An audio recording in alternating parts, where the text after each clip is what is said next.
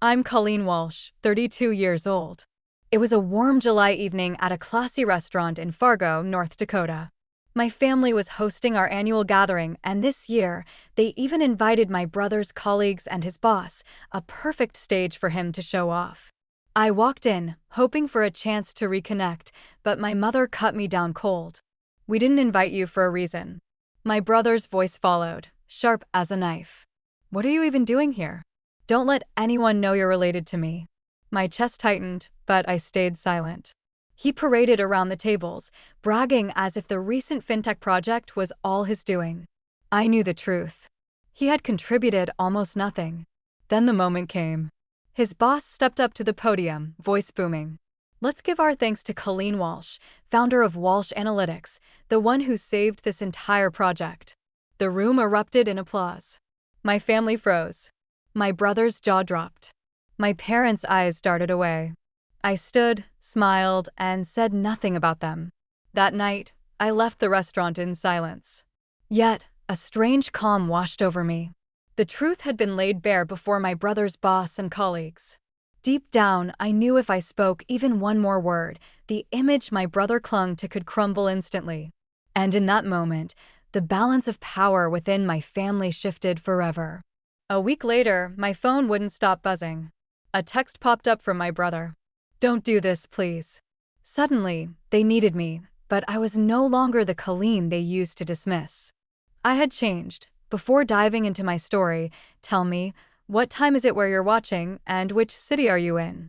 I want to see just how far this story has traveled.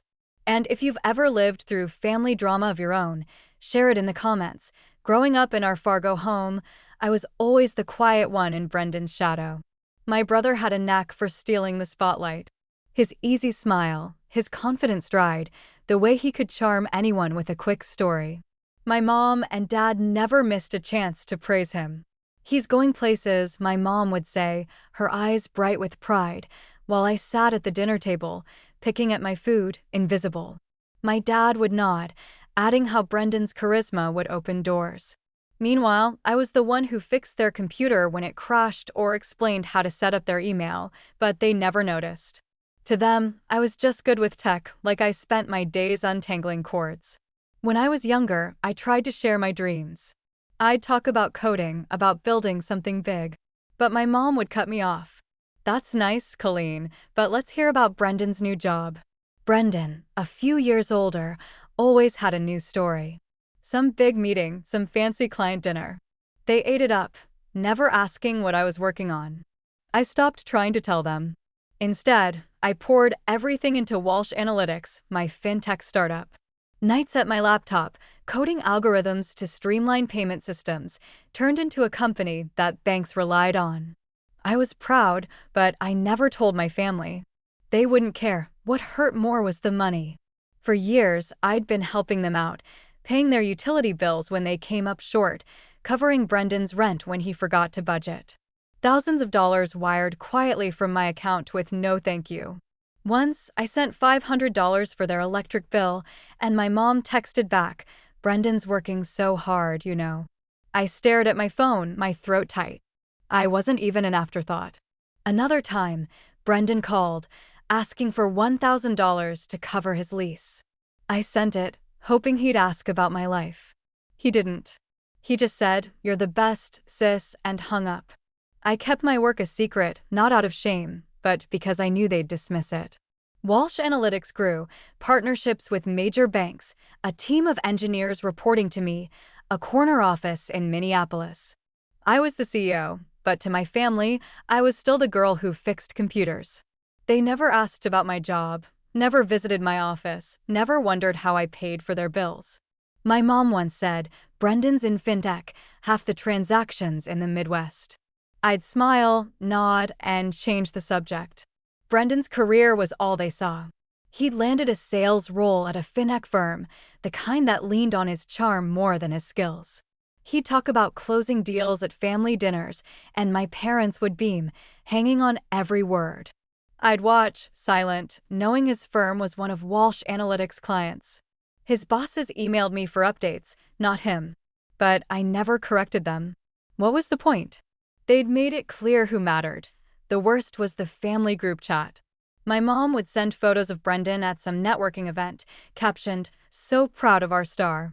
I'd scroll past, my finger hovering over the reply button, wanting to share a press release about Walsh Analytics hitting $1 million valuation.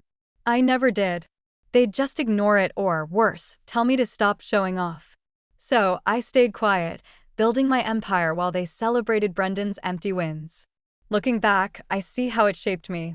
Every slight, every ignored achievement pushed me to work harder, to prove myself to no one but me. I didn't need their praise. I had my team, my clients, my results. But that night at the restaurant, when they told me I didn't belong, something shifted. I wasn't just the quiet one anymore. I was ready to let them see who I'd become. The restaurant was alive with chatter and clinking glasses when I walked in.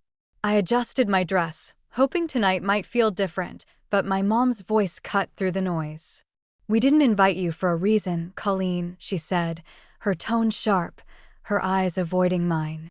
I froze, my purse still clutched in my hand. Before I could respond, Brendan leaned in, his smile tight. "Don't say we're related, okay? Just keep it low-key." His words stung, but I swallowed hard, nodded, and moved past them. I wasn't here to argue. I just wanted to get through the night.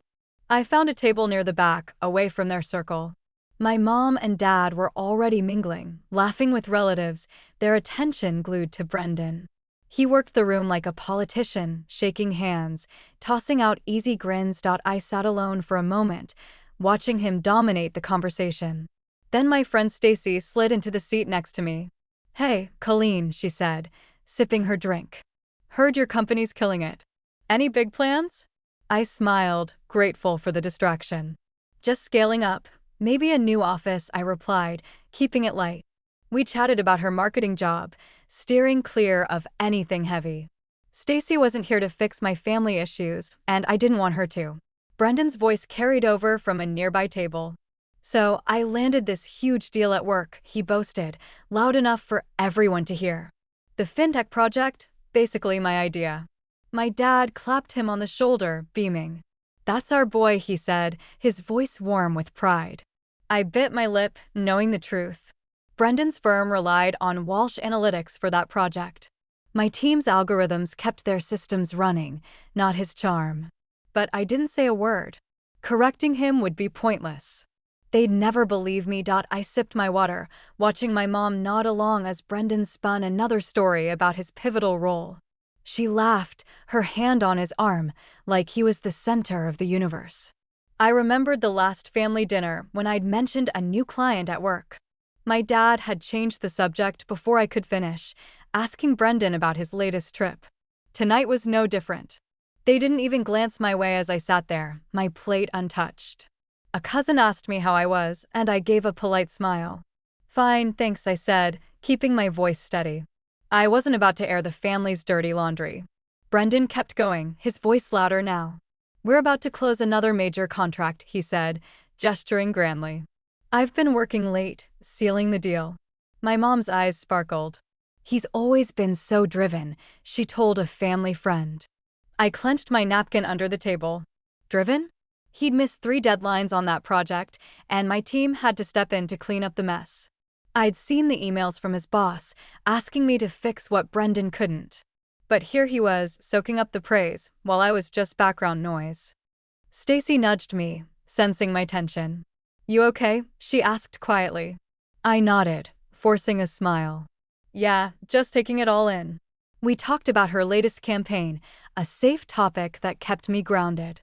I didn't want to vent or dwell on their dismissal. I'd learned long ago that expecting them to care was a waste of energy. Instead, I watched Brendan hold court, my parents hanging on his every word. They didn't notice me, didn't ask about my day, my work, my life. It was like I wasn't even there. As the evening wore on, I stayed calm, my face neutral. I wasn't going to let their words or their silence break me. I'd come to this gathering hoping for a shred of connection, but I was starting to see that hope was misplaced. They'd made their choice, and it wasn't me. But I wasn't invisible. Not anymore. I had my own world, my own wins, and I didn't need their approval to keep going. As dessert was served, the chatter in the Fargo restaurant quieted, forks pausing over plates of cheesecake. I leaned back in my chair, expecting another toast to someone's milestone. Richard, Brendan's boss, cleared his throat, his voice steady and commanding. "I want to take a moment to thank someone who saved our company's biggest project this year," he said, scanning the room. My stomach tightened. I wasn't used to attention at these gatherings. Then he looked straight at me. "Colleen Walsh, founder and CEO of Walsh Analytics. Your work was a game changer." The room erupted in applause, but a chill ran through me. My mom's fork clattered against her plate. My dad's smile froze, his eyes starting to Brendan. Brendan's face drained of color, his jaw tight as he gripped his glass. Richard kept going, oblivious to the tension. "Walsh Analytics rebuilt our payment systems from the ground up. Without Colleen's algorithms, we'd have lost millions." I caught my mom's glance. Her lips pressed thin, trying to mask her shock. My dad shifted in his seat, his hands clasped too tightly. They hadn't known. None of them had. Richard gestured toward me. "Colleen, would you say a few words?" I stood, my legs steady despite the weight of their stares. As I walked to the podium, I felt Brendan's eyes burning into me, his knuckles white. I took a breath, facing the crowd. "Thank you, Richard," I said, my voice clear. "I'm honored to be here. At Walsh Analytics, we believe in results over promises. It's about persistence, building something that lasts." I kept it short, my words deliberate, not once mentioning my family. The applause swelled again, but their silence was louder. As I returned to my seat, Richard caught me at the edge of the crowd. "We're finalizing a new investment deal with Walsh Analytics," he said, his tone professional. "But we need to ensure efficiency. I'd like your input on streamlining our team." I nodded, seeing my chance. "I'll back the deal," I said, "but only if your company cuts underperforming staff. No exceptions." Richard raised an eyebrow, understanding my implication. "Agreed," he said. "We'll review everyone, starting with the sales team." I glanced at Brendan, still frozen at his table.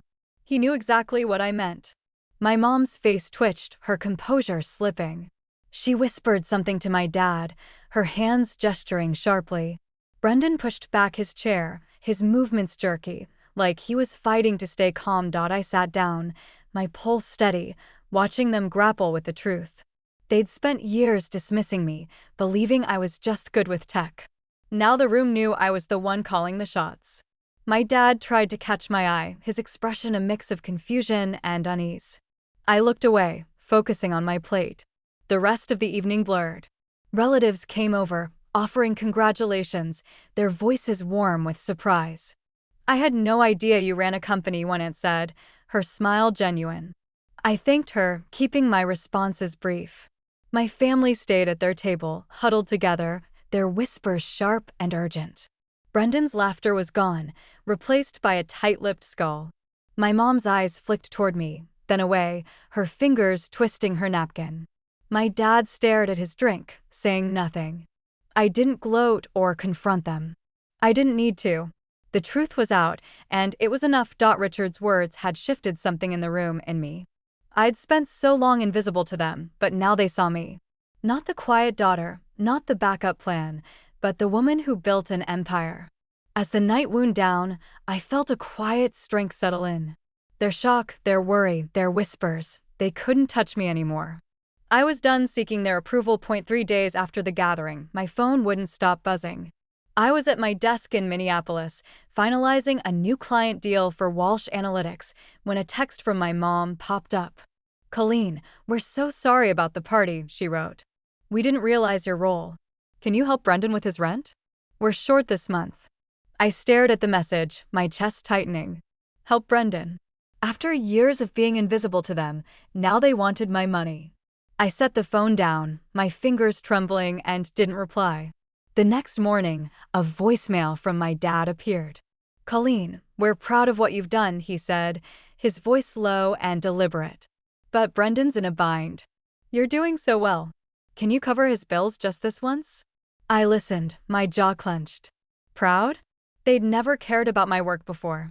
Never asked how I built a company from scratch. I deleted the voicemail, focusing on a spreadsheet. Their words felt like a transaction, not an apology. That afternoon, an email landed in my inbox from Brendan. "You made me look like an idiot at the party," he wrote, his tone sharp. "You could have told me you were the big boss. Now I'm in trouble at work, and you're just sitting there with your fancy company. Help me out, Colleen, or this gets worse." I read it, my stomach twisting. He thought I owed him, as if my success was his to claim. I closed the email, my hands steady, but my heart racing. He didn't deserve a response. I opened my banking app, staring at the history of payments I'd made for years. Utility bills for my parents when their account was overdrawn. Rent for Brendan's downtown apartment when he couldn't make it work.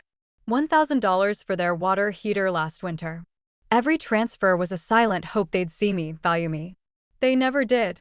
I hovered over the recurring payments, electricity, gas, Brendan's lease, and canceled them all. The screen confirmed the changes, and a weight lifted. I wasn't their ATM anymore. Sitting back, I thought about their messages. My mom's text wasn't about regret, it was about Brendan's rent. My dad's call wasn't about me, it was about saving their favorite. Brendan's email wasn't an apology, it was a demand dressed as blame. I'd spent years propping them up, wiring money while they praised his empty wins. No thank you, no questions about my life, just expectations. I was done. I turned my phone to silent, the screen dark.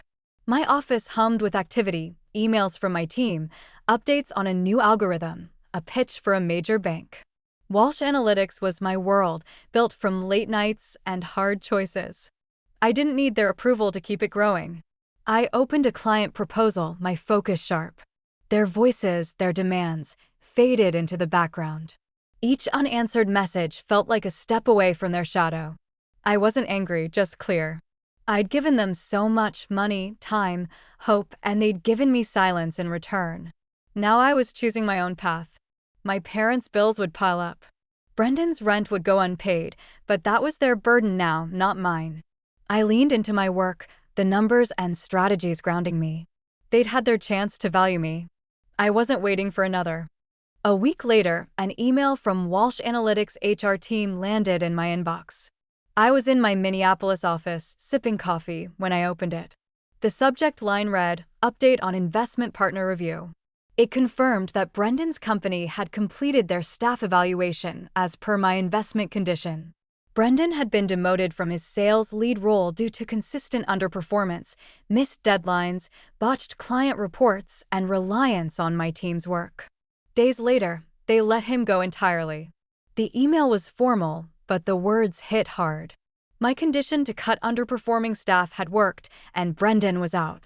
I leaned back, staring at the screen. Part of me had expected this, but seeing it in black and white felt heavy. I'd pushed for efficiency, not personal revenge, but I knew Brendan wouldn't see it that way. I closed the email and got back to work, preparing for a board meeting. My focus was on scaling Walsh Analytics, not dwelling on his fallout. That evening, my doorbell rang. I opened the door to find Brendan standing on my porch, his face pale, eyes bloodshot. "Colleen, you have to fix this," he said, his voice breaking. "I lost my job because of you. You're the CEO. You can call them. Get me back." I stood frozen, my hand on the door frame. He stepped closer, his hands shaking. "I can't pay my rent, my car. Everything's falling apart. You owe me this." His words stung, but I held my ground, my expression calm. Before I could respond, Stacy pulled into my driveway. She'd planned to drop by for dinner, unaware of the scene unfolding. "Everything okay?" she asked, stepping out of her car, her eyes flicking between us. I nodded slightly, but Brendan kept talking, his voice rising. "She's acting like she's better than me," he snapped. "She got me fired, Stacy. Tell her to help me." Stacy crossed her arms, her face neutral. "Colleen doesn't owe you anything," she said firmly. "You're asking her to fix your mistakes." Her words grounded me. I took a breath, looking at Brendan. "You need to take responsibility," I said, my voice steady. "I didn't fire you. Your company did because you couldn't deliver. I built Walsh Analytics from nothing, and I won't undo my decisions to bail you out." His eyes widened, his mouth opening to argue, but I raised a hand. "This isn't about revenge. It's about accountability. You've leaned on me for years. Now it's on you. Brendan's shoulders slumped, his face a mix of anger and desperation. You're really going to let me sink? He asked, his voice quieter now. I didn't flinch. You're not sinking, I said. You're starting over. Figure it out. Stacy stepped closer, her presence steadying me. You've got this, Colleen, she said softly. You don't have to carry his weight. I nodded, grateful for her support. She didn't try to solve the problem or soften the moment, just reminded me I was doing the right thing. Brendan turned away, muttering under his breath, and walked to his car. The engine roared as he sped off, leaving silence in his wake. Stacy and I went inside, and over dinner, she listened as I vented. You did what you had to, she said, her tone warm but firm. He's had every chance to step up, and he didn't. You're not his safety net. Her words settled something in me. I'd spent so long feeling invisible, but Stacy saw me, my strength, my choices. It was enough. Back at the office the next day, I dove into work. A new client contract needed my approval, and my team was prepping for a product demo. I didn't check my phone for Brendan's calls or texts. I didn't need to. I'd set a boundary, and it held. My company was thriving, my focus clear. Brendan's consequences were his own, and for the first time, I felt free of a shadow. On a rainy Sunday morning, Mom and Dad stood at my doorstep. The drizzle soaked their coats as I opened the door, my heart sinking at the sight of them. My mom's eyes were red, her hands clasped tightly. My dad stood behind her, his face drawn, avoiding my gaze. Can we come in? My mom asked, her voice soft but trembling. I hesitated, then stepped aside, letting them into my Minneapolis living room. The air felt heavy, charged with unspoken expectations. We sat across from each other, the coffee table a barrier between us. My mom spoke first, her words careful. We're sorry for how we treated you at the party, she said. We didn't understand your success. But Brendan's struggling now. He needs a job. You're connected, Colleen. Can you help him? My dad nodded, his voice low. He's in a bad place since he got fired. You could make a call, get him back on his feet. I leaned back, my fingers tracing the edge of my mug. Their apologies sounded rehearsed, like a prelude to what they really wanted. I took a breath, steadying myself. You're sorry now? I asked, my tone even. For years, you ignored me. You praised Brendan's every move, even when he failed. I paid your bills, covered his rent, fixed your water heater, thousands of dollars, and you never said thank you. You never asked how I managed, and now you're here because he needs me again. My mom's face flushed, her hands twisting in her lap. We didn't know you were doing all that, she said, her voice cracking. We thought you were just helping out. My dad shifted, his eyes finally meeting mine. We made mistakes, he said. But he's your brother. Family helps family. You're successful now. Can't you give him a chance? His words stung, echoing years of their favoritism. They weren't here for me. They were here for Brendan. I stood, pacing to the window, the rain streaking down the glass. I gave you chances, I said, turning to face them. Every time I sent money, every time I sat quietly while you dismissed me at dinners, at the party, you told me I wasn't invited, that I shouldn't say we're related. I built Walsh Analytics from nothing, and you didn't care until it affected him. I'm done being your fallback plan. My mom's eyes widened, tears brimming. Colleen, we're trying to make this right, she said, her voice pleading. Just one call to your contacts for Brendan's sake. I shook my head, my resolve firm. No, I said. I won't let you use me anymore. Brendan made his choices. He needs to face them. I've carried this family long enough. My dad's face hardened, his hands clenching. You're turning your back on us, he said, his voice low. After everything we've been through. I crossed my arms, meeting his gaze. Everything we've been through? I repeated. You mean me watching you celebrate Brendan while I was invisible? Me working nights to keep your lights on? I'm not turning my back. I'm setting boundaries. You don't get to demand my help when you've never valued me. The room fell silent, the weight of my words settling between us. My mom wiped her eyes, her shoulders slumping. My dad stared at the floor, his jaw tight. They stood to leave, my mom's voice barely a whisper. "We didn't mean to hurt you," she said, reaching for her coat. I didn't respond, holding the door open as they stepped into the rain. My dad paused, looking back. "You're making this harder than it needs to be," he said. I didn't flinch. "No," I said. "You did." They walked to their car, the engine starting with a low hum. I closed the door, my chest tight, but my mind clear. They hadn't come to mend things. They'd come to take, and they left empty-handed. I sat back down, the quiet of my house wrapping around me. Walsh Analytics was waiting, meetings, contracts, a new project launch. I didn't need their approval to keep building, to keep thriving. They'd made their choices, and I'd made mine. The rain kept falling, but I felt lighter, unburdened by their expectations at last. The weeks that followed were the quietest I'd ever known. My phone stayed silent, no texts or calls from my family. I'd blocked their numbers after the last confrontation, and the absence of their voices felt like a weight lifted. In my Minneapolis office, I poured myself into Walsh Analytics. New contracts rolled in, my team launched a payment platform for a major bank, and our revenue projections soared. I thrived in the rhythm of meetings, coding sessions, and late-night strategy calls. My world was my work, and it was enough. I heard through a mutual acquaintance that Brendan was struggling. He'd applied for sales jobs across Fargo, but his lack of technical skills and spotty work history turned employers away. Each rejection chipped away at his confidence, leaving him stuck in a cycle of dead-end interviews. My mom and dad, meanwhile, faced their own battles.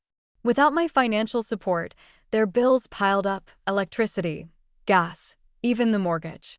They'd relied on me for so long, assuming I'd always step in. Now they were scrambling, selling off furniture to make ends meet. I didn't gloat or dwell on their struggles. I just kept moving forward. To clear my head, I booked a week-long trip to San Francisco.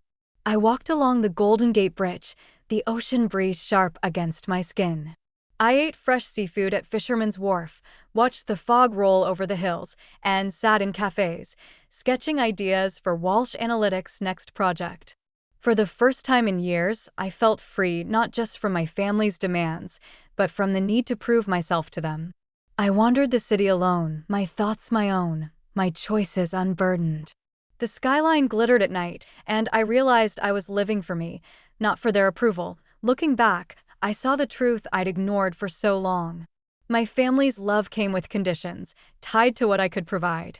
They celebrated Brendan's empty promises while dismissing my quiet victories. I'd spent years seeking their recognition, sending money, staying silent when they pushed me aside. But their validation was a trap, pulling me into a cycle of giving without receiving. Cutting them off wasn't easy, but it was necessary. I learned that my worth didn't depend on their acknowledgement. It came from the company I built, the life I shaped, the boundaries I set. Leaving toxic relationships, even with family, was the hardest choice I'd ever made. But it gave me clarity. I wasn't responsible for their mistakes or their survival. My value wasn't tied to their expectations. It was in my resilience, my work, my ability to stand alone. San Francisco's streets reminded me of that every day, each step a confirmation that I was enough. As I packed to return to Minneapolis, I felt a quiet strength. Walsh Analytics was growing, my team was stronger than ever, and I was at peace with my choices. My family's struggles were theirs to face, not mine to fix. I'd given them years of chances, but I'd given myself something better, a life free of their shadows. I boarded my flight home, ready for the next chapter I'd write on my own terms.